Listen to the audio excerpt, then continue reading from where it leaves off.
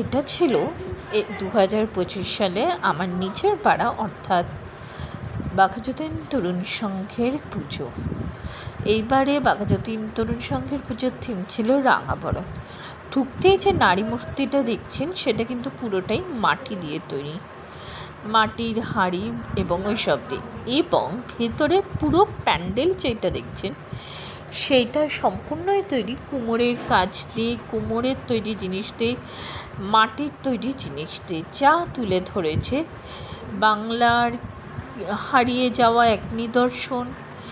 এবং এছাড়াও মাটির কাজ যেই সব জায়গায় বিখ্যাত সেইখানকার এক নিদর্শনকে ভিতরের সম্পূর্ণ ডিটেইলিংটা এত অসাধারণ যে ঢুকলেই মনটা ভরে যায়। আর পুজো তো কবে শেষ হয়ে গেছে, কিন্তু হ্যাঁ আমি জানি পুজোর ভিডিওটা পোস্ট হচ্ছে অনেক লেটে, কিন্তু কি করব বলুন, এতদিন ধরে এই ভিডিওটার কথা আমার মাথাতেই ছিল না যে এইরকম এত সুন্দর একটা ভিডিও আমি করেছি। এই যে এখানে দেখুন মাটিগুলো কি সুন্দর, হাঁড়িগুলোকে কি সুন্দর রেখেছে, আর ঠিক নিচ দিয়ে গুহার মধ্যে দিয়ে ঢুকে যেতে হবে মায়ের কাছে। মায়ের কাছে ঢোকার মুখেও কিন্তু আছে ভীষণ চমক। এই যে ঝাড়লণ্ঠনের মতন জিনিসটা দেখছে, পাটের কাজ, এইটাও কিন্তু বাংলার একটা হারিয়ে যাওয়া শিল্প।